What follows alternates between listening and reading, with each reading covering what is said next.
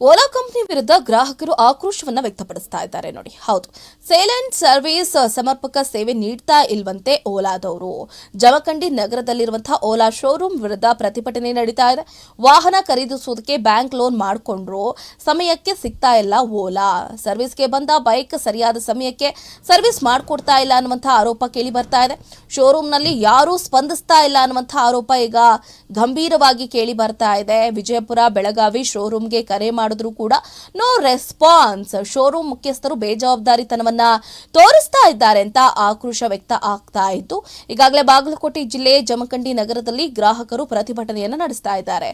ಈ ಓಲಾ ಗಾಡಿಗಳು ಹೇಗೆ ಅಂತಂದ್ರೆ ಪೆಟ್ರೋಲ್ ಡೀಸೆಲ್ ನೀಡಿಲ್ಲ ಅಂತ ಏನೋ ವಿದ್ಯುತ್ನಲ್ಲೇ ಓಡಿಸುವಂತಹ ಗಾಡಿಗಳಾಗಿರುತ್ತೆ. ಸೊ ಹಾಗಾಗಿ ರಾಜ್ಯದಲ್ಲಿ ಆಲ್ಮೋಸ್ಟ್ ಆಲ್ ಒಂದು 100% ಅಷ್ಟು ಜನರು ಈಗಾಗಲೇ ಓಲಾ ವಾಹನಗಳಿಗೆ ಅವಲಂಬಿತರಾಗಿದ್ದಾರೆ. ಸೊ ಈಗ ಅದಕ್ಕೆ ಆದಂತಹ ಎಕ್ಸ್ಪೈರಿ ಡೇಟ್ ಇರುತ್ತೆ. ಸೊ ಆ ಎಕ್ಸ್ಪೈರಿ ಡೇಟ್ ಅಥವಾ ಏನಾದರೂ ಸರ್ವಿಸ್ ಬಂತು ಅಂತಂದ್ರೆ ಅದೇ ಆದಂತಹ ಪಾರ್ಟ್ಸ್ಗಳು ಸಿಗೋದು ಬಹಳ ಕಡಿಮೆ. ಸೊ ಹಾಗಾಗಿ ಹೋಗಿ ಸರ್ವಿಸ್ ಶೋರೂಮ್ಗಳಲ್ಲಿ ಬಿಟ್ಟರೂ ಕೂಡ ಯಾರೊಬ್ರು ರಿಯಾಕ್ಟ್ ಮಾಡ್ತಾ ಇಲ್ಲ.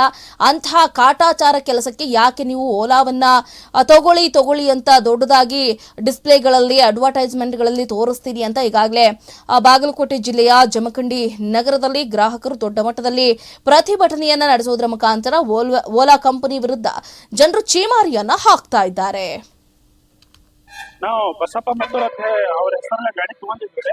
ಇನ್ನ ತಕ್ಕ ಗಾಡಿ ಕೊಟ್ಟಿಲ್ರಿ. ನಮಗ 25ನೇ ತಾರೀಕು ಹಿಡಿದ ನಾವು ಲೋನ್ ಅಮೌಂಟ್ ಸ್ಯಾಂಕ್ಷನ್ ಆಗೈತ್ರಿ. 27ನೇ ತಾರೀಕು ಗಾಡಿ ಕೊಡ್ಬೇಕಾಗೈತ್ರಿ. 29ನೇ ತಾರೀಕು ನಾವ ಒಯ್ತು ನಾವ ಹೇಳಿವ್ರಿ. 29ನೇ ತಾರೀಕು ಒಂದ್ ಬೆಳಿಗ್ಗೆ ಬಂದ್ ನಿಂತೀವ್ರಿ. ಇನ್ನ ತಕ್ಕ ಗಾಡಿ ಕೊಟ್ಟಿಲ್ರಿ. ಅದ ಕಾರಣಕ್ಕ ನಾವು ಇನ್ನ ಶೋರೂಮ್ ಬಂದ್ ಮಾಡ್ಕೊಂಡ್ ಕೂತಾರ ನೋಡ್ರಿ. ನೀವ ನೋಡ್ರಿ ಬೇಕಾರ ಶೋರೂಮ್ ಬಂದ್ ಮಾಡ್ಕೊಂಡ್ ಕೂತಾರ.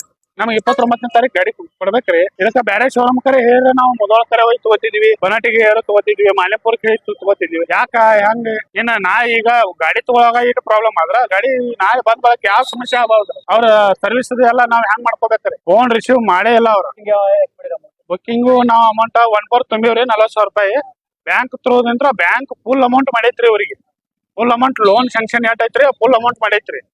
ಈಗ ನಾವು ಲೋನ್ ಕ್ಯಾನ್ಸಲ್ ಮಾಡಕ್ ಬರಂಗಿಲ್ಲ, ಒಪ್ಕೊಳಕ್ಕೂ ಬರಂಗಿಲ್ಲ. ಕ್ಯಾನ್ಸಲ್ ಮಾಡಕ್ ಬರಂಗಿಲ್ಲ, ಒಪ್ಕೊಳಕ್ಕೂ ಬರಂಗಿಲ್ಲ. ಎರಡು ನಡಬಾರ ಸಿಕ್ಕೊಂಡಂಗ ಐತ್ರಿ. ನಮ್ಗೆ ಡೆಲಿವರಿ ನಮ್ದು 27ನೇ ತಾರೀಕು ಚಲೋ ಐತ್ರಿ. 27ನೇ ತಾರೀಕು ನಮ್ಗೆ ಮೆಸೇಜ್ RTO ಮೆಸೇಜ್ ಬಂದಿದೆ 27ನೇ ತಾರೀಕು ರೀ. ಆದ್ರ ಇನ್ನ 29ನೇ ತಾರೀಕು ನಾವ್ ಗಾಡಿ ಹೋಯ್ತು ನಾವಾಗ ಹೇಳಿವಿ. 29ನೇ ತಾರೀಕು ಗಾಡಿ ಅಂದ್ರ ಶೋರೂಮ್ ಓಪನ್ ಆಗಿಲ್ರಿ. ಒಂದ್ ಬೆಳಿಗ್ಗೆ ಬಂದಿರ್ತೀವಿ, ಟೈಮ್ 12 ಆತ್ರಿ, 12 ಟೈಮ್. ಇನ್ನ ತಕ್ಕ ಗಾಡಿ ಅಲ್ಲ ಶೋರೂಮ್ ಅಂತಕ್ಕೂ ಯಾರು ಬಂದೇ ಇಲ್ರಿ. ಅವ್ರ ಕಂಪ್ನಿ ಅವ್ರು ಯಾರು ಬಂದೇ ಇಲ್ಲ. ನಾವ್ ಬಾ ಅಂದ್ರು ಅವ್ರಿಗೆ ಹೇಳ್ರಿ ಇವ್ರಿಗೆ ಹೇಳ್ರಿ ಇನ್ನ ಹೇಳ್ತಾರ. ನಮ್ ಗಾಡಿ ಕೊಟ್ಟೇ ಇಲ್ಲ ಇನ್ನತನ. ನಾವು ಮುಧೋಳ ತಾಲೂಕ್ ಸುರಗಾಂವ್ ಗ್ರಾಮದವರು ವಿನೋದ್ ಅಡಿಗೆ ಅಂತ ಹೇಳ್ರಿ.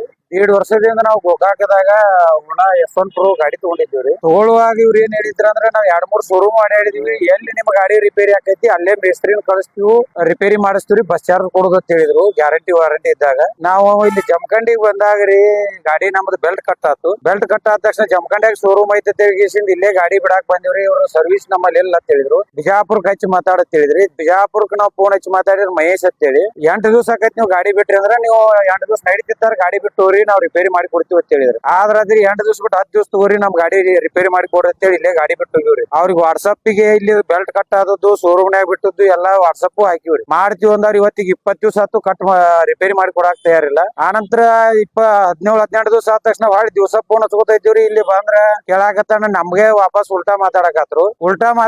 ನಾವ್ ಏನ್ ಮಾಡಿದಿವ್ರಿ, ಶೋರೂಮ್ ದವ್ರ ಇಲ್ಲಾರ ಉಲ್ಟಾ ಮಾತಾಡ್ತಾರ ಅಂತೇಳಿ ಮ್ಯಾಗಿನವ್ರಿಗೆ ಫೋನ್ ಹಚ್ಚಿದಿವ್ರಿ. ಬೆಳಗಾವದಾಗ ಸಚಿನ್ ಪಟೇಲ್ ಅಂತೇಳಿ ಸರ್ವಿಸ್ ಮ್ಯಾನೇಜರ್, ಅವಾಗ ಫೋನ್ ಹಚ್ಚಿದ್ರೆ ಅವನು ಇದೇ ರೀತಿ ಮಾತಾಡ್ತಾನೆ.